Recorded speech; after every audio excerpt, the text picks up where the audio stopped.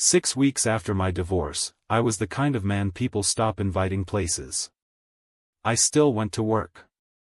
I still answered messages. I still showered, shaved, paid bills, and did all the things that let other people think I was getting through it like an adult. But inside, something had been ripped out of me so suddenly that I kept walking around like my body had not gotten the update yet. My wife had not just left me. She had been lying to my face for months while I was still talking about next summer, kitchen repairs, maybe trying again for a trip we kept postponing. I was living inside one marriage. She was already halfway out of it, and apparently not alone. That was the part one could not digest. Not even the betrayal itself. The humiliation. The idea that I had been standing there like an idiot inside a life that only one of us believed in. By the time my friend Marcus showed up at my apartment on a Thursday night, I had been eating takeout over the sink for 3 days and replaying old conversations like there was a hidden warning in them I had missed. He looked around my place, then at me. "You smell like anger and coffee," he said. "Nice to see you too." He tossed a small envelope onto the table. "Pack a bag." I did not even touch it. "No. It's 2 nights. I'm not going to some cheerful little wellness place to breathe near pine trees. It's 3 nights," he said. "And you are going because I already paid for it." I stared at him. "Why?" "Because you are 1 week away from turning into one of those men who start every sentence with, 'the problem with women.'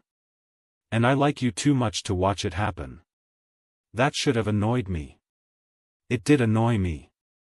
But it also landed because I knew exactly what he meant.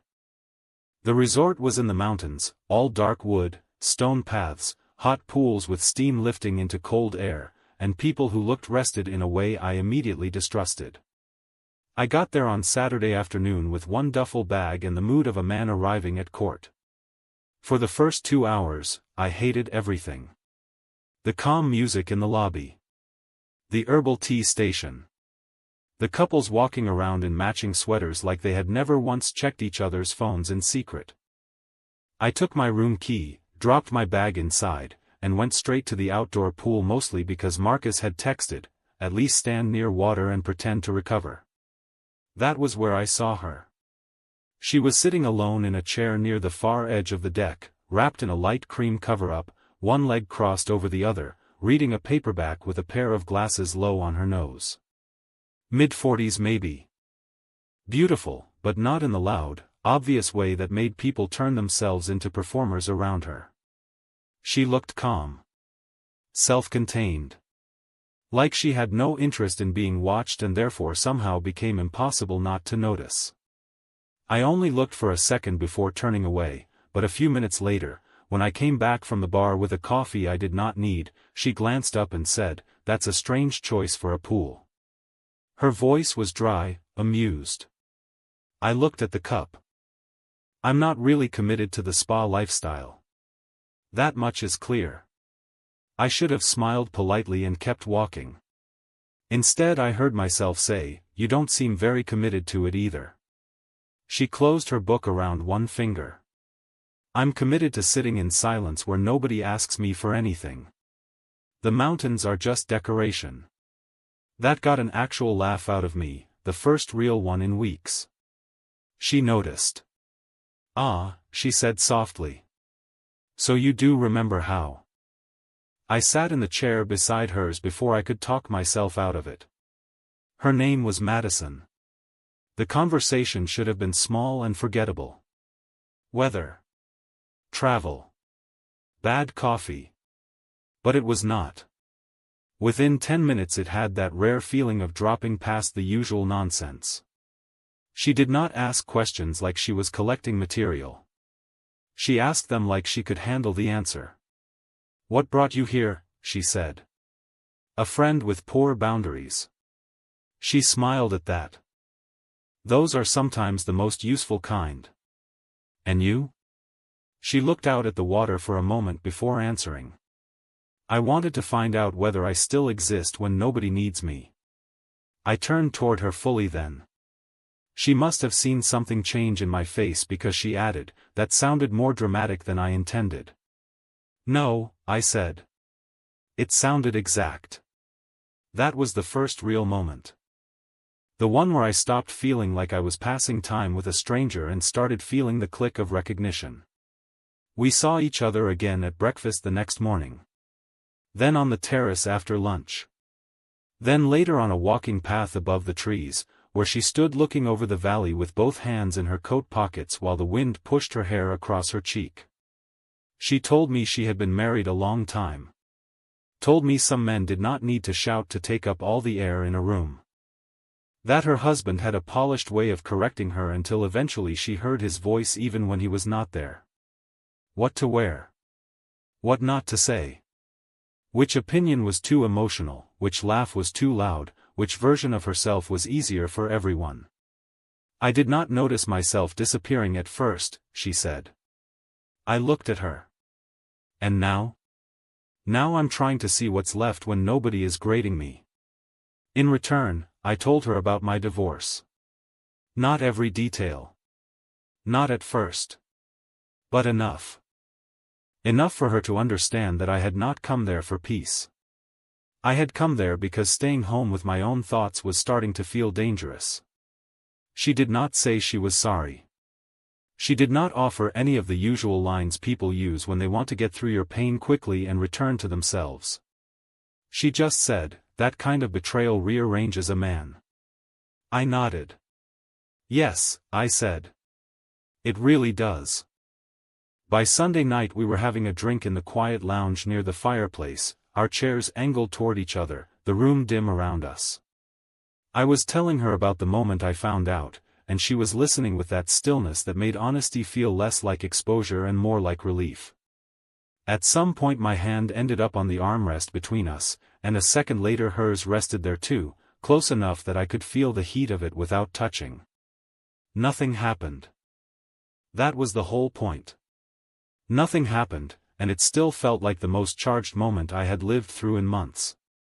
I went back to my room after midnight with her voice still in my head and the strange, unsettling certainty that something had started before I was ready for it. The next morning I saw her before she saw me. She was at a table near the windows in the breakfast room, turning a coffee cup slowly between both hands, looking outside at the fog lifting off the trees. No makeup that I could notice. Hair loosely pinned back. Simple dark sweater. She looked even better like that, which was annoying, because I had spent half the night telling myself this whole thing was just timing and mountain air and two damaged people talking too honestly in nice lighting. Then she smiled at the waitress, and that theory died right there. I took my tray and walked over. "Is this seat taken?" She looked up, and the smile changed. Softer now. More personal. "I was starting to think you'd gone back to your city and left me with only decent yogurt and married hikers." "I considered it," I said. "But I didn't want you thinking I was weak." "You already told me you were weak." "That is not what I said." "It was very much the spirit of what you said." I sat down laughing, and for a few minutes it was easy again. Coffee, fruit, bad hotel eggs, little comments about the overly cheerful couple by the pastry station. Then she mentioned her daughter. It happened so casually I almost missed it. She was talking about how strange it felt to travel alone for the first time in years, and she said, "My daughter kept expecting me to cancel. She thinks I don't know how to be by myself anymore." I smiled. "And do you?" "Apparently I do." She stirred her coffee. Though she still sent me 3 messages before 9. Half concern, half supervision. Very her. Something in the way she said it hit a loose wire in me. I asked, "Careful, too careful, your daughter close by?" "No, different city." "Thank God." She gave me a look over the cup. "You ask that like a man checking for danger." "Maybe I am." She ignored that. She's dramatic, opinionated, beautiful when she remembers not to be cruel. A pause. "Her father says she got that from me." "He means the dramatic part, but I know he means all of it. Then she said my ex-wife's name. Just like that. Not in some thunderclap way. Not music stopping, not glass dropping from my hand. Just one ordinary sentence over breakfast, and suddenly the room seemed to tilt under me. I knew the name, of course. I had said it 1,000 times in another life. Heard it in court offices. On voicemail. In my own head at 3 in the morning with anger pressing against my ribs. I looked at Madison and saw it all at once. The eyes. The mouth. Not identical, but enough. Enough that I had no excuse for not noticing sooner. For maybe 2 full seconds I could not hear anything. She frowned a little. Are you all right? That was the moment. The clean one. The decent one. The one where I could have told her the truth before the lie had shape. Instead I picked up my glass of water and said, yeah. Just didn't sleep much. Coward. Immediate, obvious coward. The rest of breakfast I was split in half. One part of me answered her, nodded, even joked once or twice.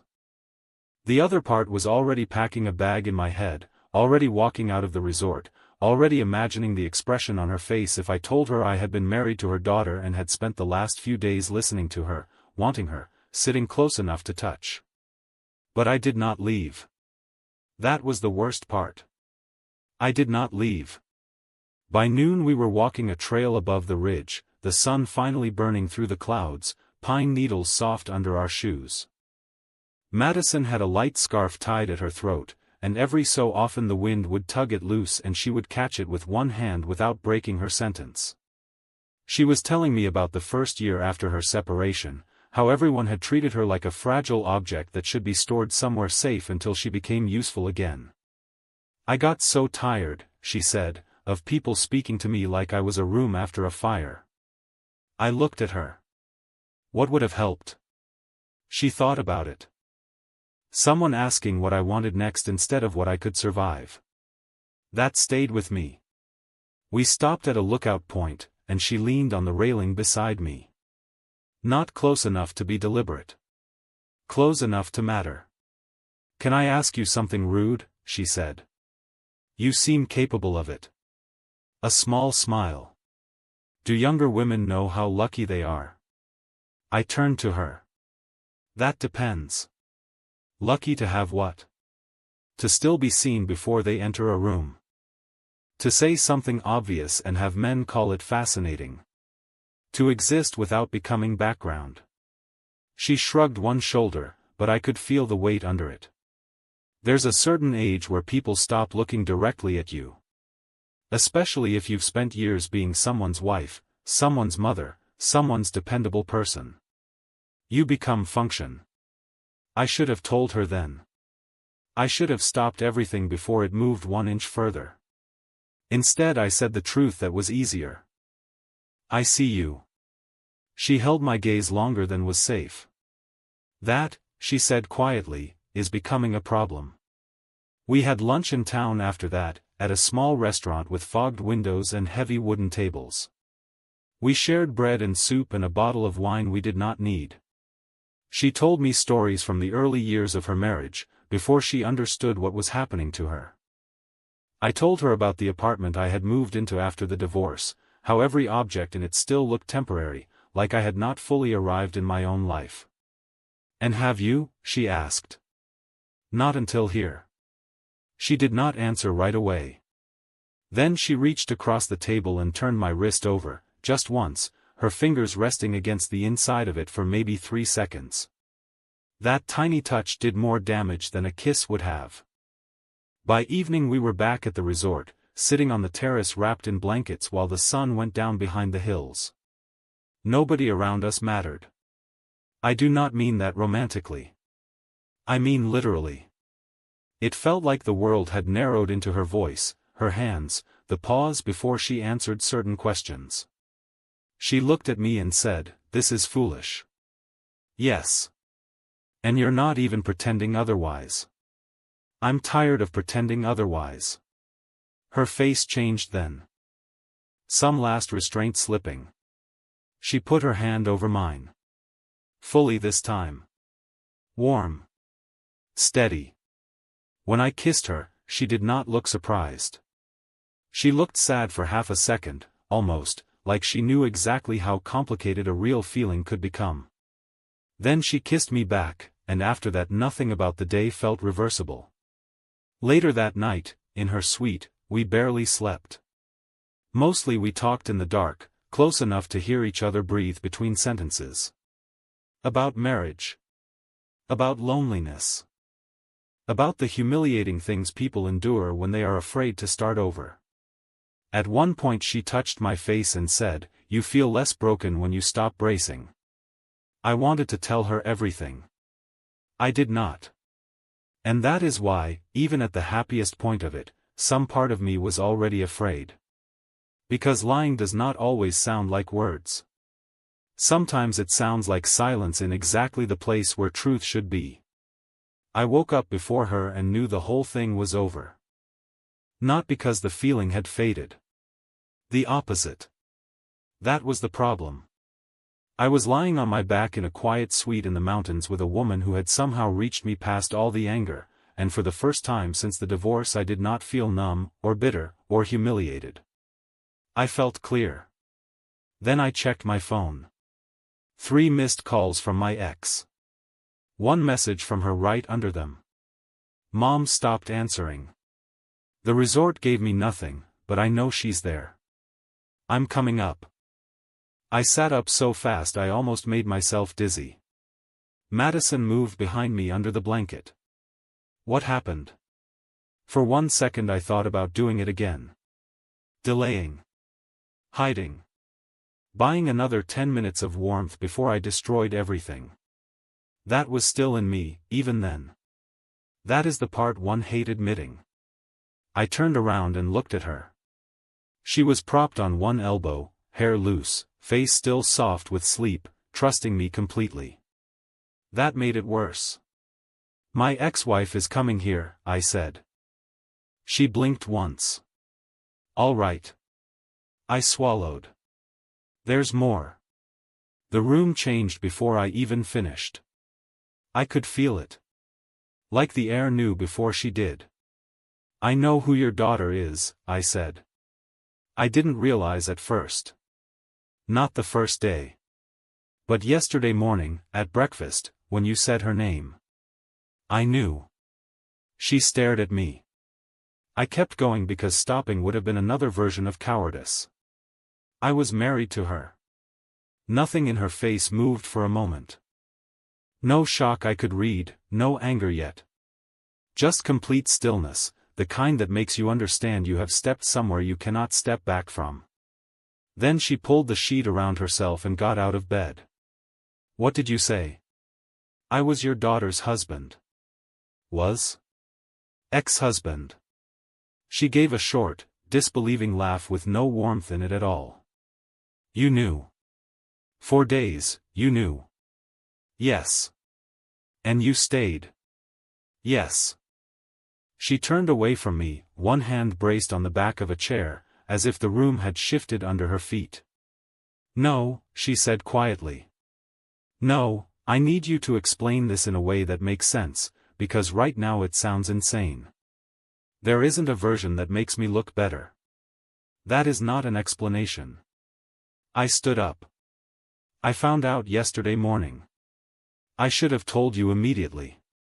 I tried to. I kept thinking I would do it in the next hour, after the walk, after lunch, after kissing me," she snapped, turning to face me. "After spending the night in my bed?" Every word landed exactly where it should have.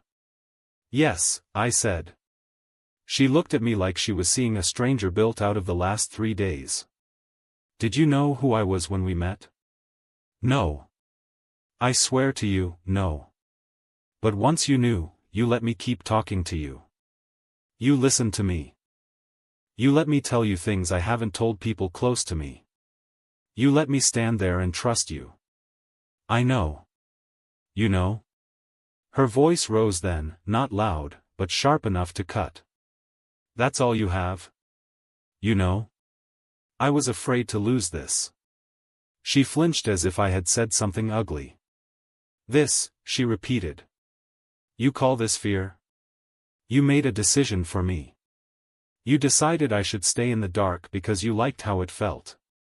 I had no defense, and for once I did not try to invent one. Yes, I said. That's true. Tears filled her eyes, but she seemed angrier at them than at me. She pressed the heel of her hand hard against one eye, furious with herself for reacting at all. My whole marriage, she said, voice shaking now, was one long lesson in what it feels like when someone quietly controls the reality around you.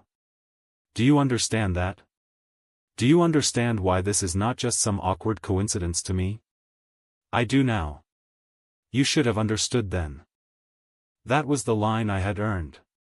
Before I could answer, someone pounded on the suite door. Not knocked. Pounded. Madison froze. I closed my eyes for half a second because I already knew. The pounding came again, followed by my ex-wife's voice from the hall. Mom. Madison looked from the door to me, then back again, and the color drained from her face. Oh my God. I moved first, mostly out of instinct, but she stepped in front of me. No, she said. Don't touch anything. Don't fix anything. Then she opened the door. My ex stood there in jeans, boots, expensive sunglasses pushed up into her hair, anger already running ahead of her like heat off pavement. She started speaking before she even fully stepped inside. Why have you been ignoring me? I drove 3 hours because apparently. Then she saw me. Everything stopped. I had seen her angry plenty of times. I had seen her cold, mocking, bored, dismissive. I had never seen this exact expression before. It was not just rage. It was something more naked. Shock, disgust, humiliation, all arriving at once. She looked at her mother. Then at me. Then at the bed behind us. No, she said. Nobody answered. No. Louder now. Tell me I'm wrong. Her mother started. Don't. My ex took a step back like the room itself smelled bad. Don't say my name like we're having a normal conversation. What is this? Her mother's chin lifted, but I could see the damage under it. You do not get to speak to me like that. Like what? She shot back. Like I just walked in and found my ex-husband in your room? There it was. In the open. No dignity left to protect. I tried to speak. This is not what you think. She laughed right in my face. That is the dumbest sentence you could possibly choose. Madison, I said, turning to her mother, I should leave. My ex snapped toward me. Now you want to do the decent thing? Stop, her mother said, but there was no stopping anything now. My ex looked at her with open hurt, which somehow made the whole thing worse than if she had only been cruel. How could you do this to me? Her mother stared back. To you? Yes, to me. What exactly do you think happened here? Her mother asked, voice suddenly cold. That I planned some scheme around your failed marriage? My ex folded her arms tight across herself. I think both of you are out of your minds.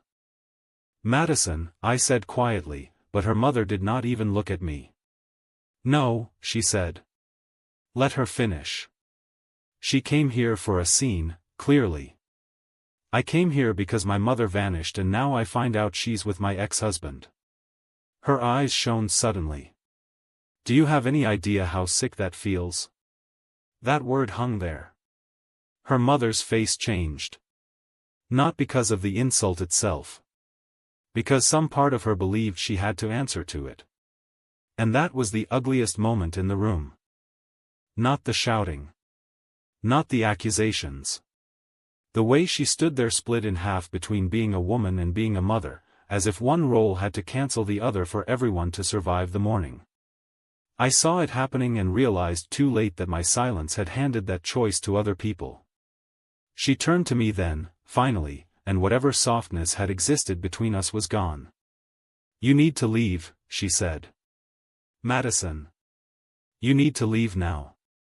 I nodded because there was nothing else left to do. My ex moved aside without looking at me. Her mother did not. She just stood there, arms locked around herself, holding her ground while everything inside the room collapsed. I packed in less than 5 minutes. When I came out with my bag, neither of them looked at me. That hurt, but it was honest. More honest than anything I had done since breakfast the day before. I left the resort alone, drove down the mountain with both hands locked on the wheel, and for the first time since the divorce I stopped blaming other people for all of it. Some losses happen to you. This one, I had helped build. Back home, the silence felt different than it had after the divorce. Before the resort, my apartment had felt dead in a familiar way. Bitter. Stale. Like I was rotting slowly inside routines that kept me technically alive. After the resort, it felt worse, because now I knew exactly what had gone missing. I had met something real and then ruined it with my own hands. For 4 days I did nothing useful. I went to work, came home, stood in the kitchen, opened the fridge, closed it again. I checked my phone too often. No message from Madison. Nothing. Then, on the 5th night, Marcus came over with beer and one look at my face told him enough. "You did not lose her," he said, sitting down across from me. "You handed her a disaster and then drove away from it. That is a very comforting distinction. It should hurt. You need it to." I leaned back in the chair and stared at the ceiling. She told me to leave. Yes. Because what else was she supposed to do with her daughter standing there and you looking like the human version of bad timing? I let out a tired laugh. Then he got serious. "You know what your problem is? I have several. You wait. That's your whole life. You wait for things to get better, clearer, easier, less awkward. Meanwhile other people decide the shape of your life for you." He pointed at me. "Your ex cheated, lied, left, and you still talk about it like weather. Like it just happened over you. Now this woman shows up, actually matters, and what do? The same thing. Freeze. Hide. Leave." I did not answer because I hated how much of it was true. He stood up, grabbed my car keys off the counter, and tossed them at me.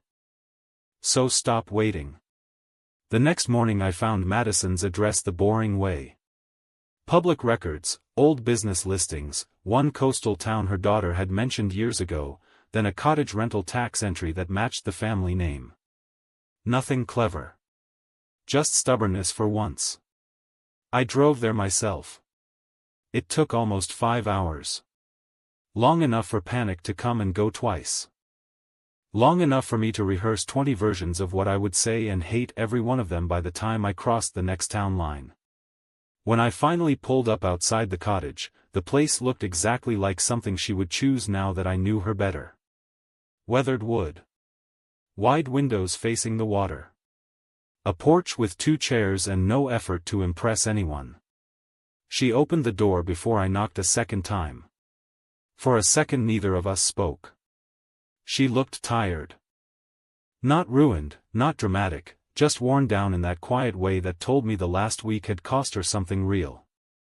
She had a cardigan over a simple shirt, her hair loosely tied back, no performance anywhere in her face. "What are you doing here?" she asked. "I came to stop being a coward." That almost got a reaction. Almost. She stepped outside and pulled the door nearly closed behind her.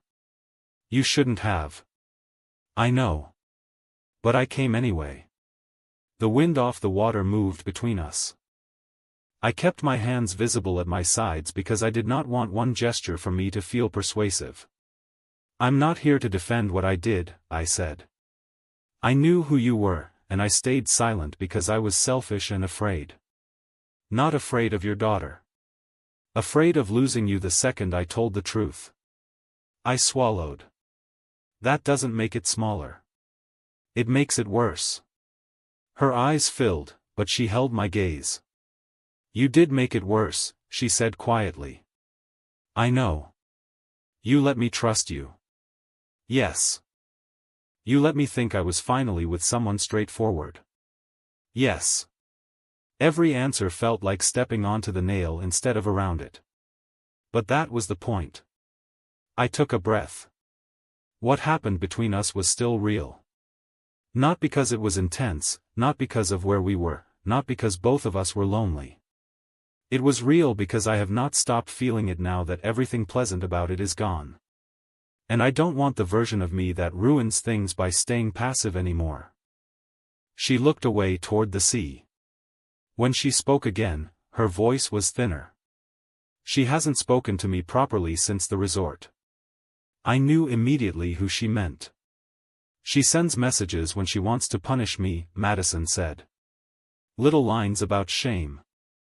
About what decent mothers do. About how people will talk. A bitter smile touched her mouth. Imagine being in your 40s and still getting told who you're allowed to be. I stepped closer, not enough to crowd her. Then don't let fear make the decision again. Not hers. Not mine. Yours. That landed.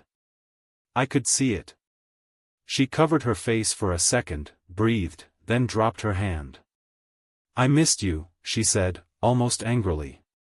Which made me even more furious. I missed you too. She studied me for a long moment. No more secrets. No strategic silence. No deciding for me what I can handle. Done. And slow, she said. Very slow. I'm not walking back into fantasy. Then we do real life. That was when she finally let me touch her. Not dramatically.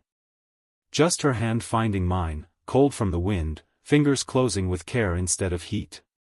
It felt more serious than anything that had happened at the resort. After that, we rebuilt it the hard way. Phone calls first. Then long weekend drives. Me learning the road to her cottage by memory. Her coming to my city once, then again. Cooking together. Grocery runs. Sitting on her porch with coffee in the morning while the weather rolled in. Sleeping beside each other without the resort glow around us, just ordinary darkness and the sound of the house settling. Hard conversations when the subject of her daughter came up. Harder ones when my guilt did. But this time nothing stayed hidden long enough to rot. Months later, when we went back to the mountains, it was quieter between us in the best way. No rush, no illusion, no borrowed bubble. Just the two of us standing on the same terrace where everything had first started, knowing full well some people still judged it, maybe always would. She slipped her arm through mine and looked out over the trees. Still here, she said. I turned to her. Yeah. Not everyone approved. Her daughter still kept